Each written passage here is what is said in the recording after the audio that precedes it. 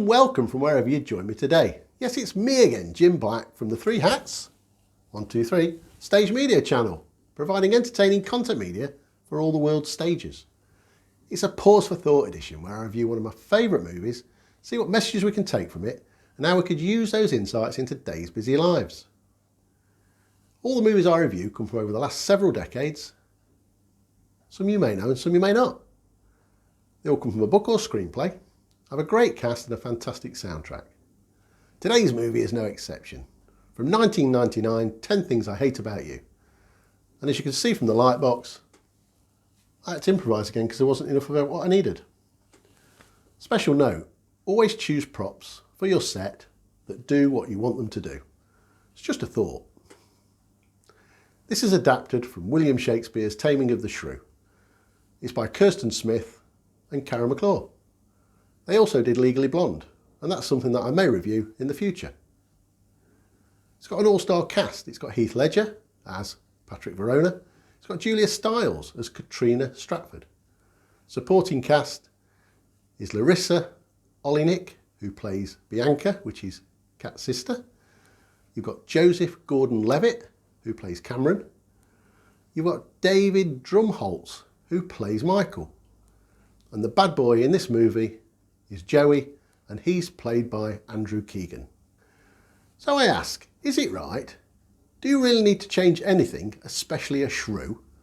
And isn't there a better way of going about it than taming it?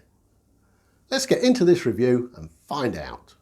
Another one of my favourite movies, and thank goodness for streaming services.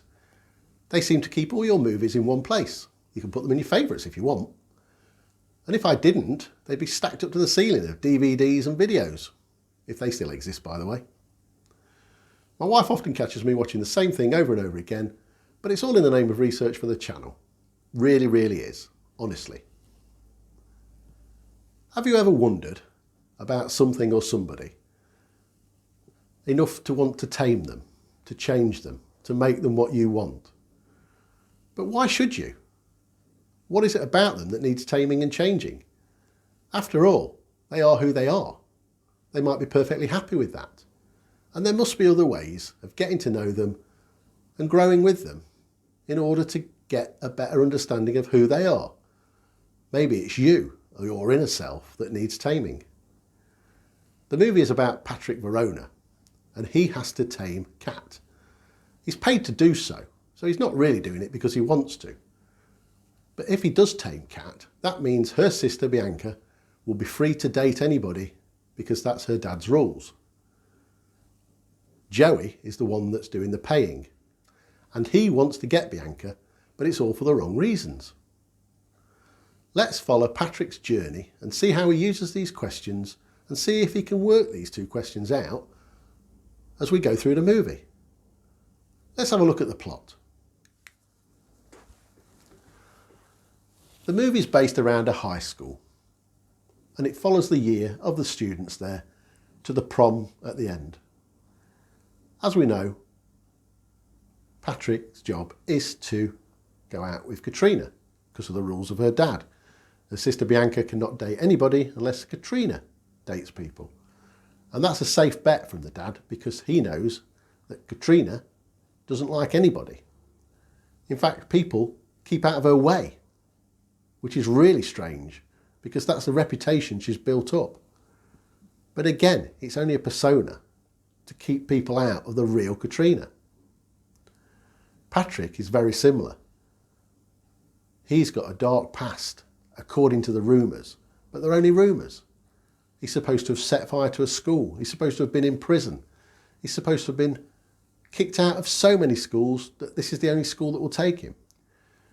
Patrick sets about finding out what music she likes, who she reads, where she goes, who her friends are, just so he can try and get close to her.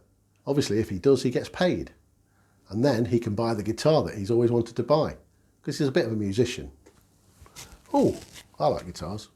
Meanwhile, in the story, you have Bianca and Michael and Cameron, and they're a separate story, which is sort of a counter story to the real story that's going on. Have you lost me? I've lost me too as well.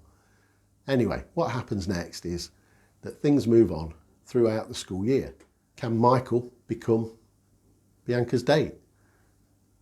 Can Patrick actually get through this without Katrina finding out? Will Joey get his just desserts? The movie follows all the stories very well. The dad is very good, very disciplined, and he's trying to look after his daughters because the mum passed away so many years ago, and he's brought them up, and he's very protective. He knows what Kat's like, he knows what Bianca's like. So what we do is we carry on through this movie to the final prom at the end. This is filled with great music. When we get to the prom, everything happens at once. Things change, and not for the better. Joey does get his just desserts, but Patrick and Kat split after Kat finds out. How will the movie end? You know I hate spoilers.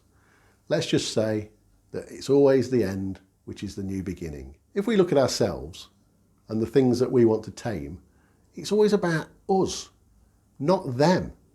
Tame yourself, find out about people, get into them. If they really like you and really want to be tamed, they will be, because you'll have done it genuinely and not behind their backs. We all could do better, and we know that. But every day, the stresses and strains of life tend to stop us. You don't really need to tame a shrew, and you certainly always have a better way to do it. Just try and find it. The trivia in this movie is really good too. You've got the names like Verona, you've got Stratford, you've got Katrina, Bianca. They all relate back to William Shakespeare, of course. One of the songs in the movie, Got to be Cruel to be Kind, is a line from Hamlet. In the movie, Cameron says, I burn, I pine, I perish.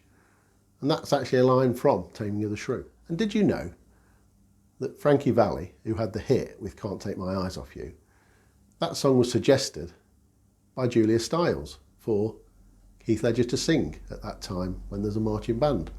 The music in this movie is fantastic. You've got Wings of a Dove from Madness. You've got I Want to Want You by Letters from Cleo. You've got Cruel to be Kind by Letters from Cleo. You've got Jomana Trading. You've also got Notorious B.I.G. It's a great mix, and you should get the soundtrack just based on that alone. So thanks for watching. If you'd like to know where my thoughts and inspirations come from, please click on the bio links below and that'll take you for a closer look.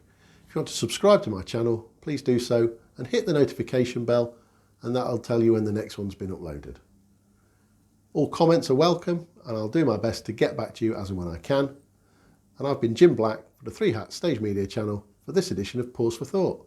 See you again very soon.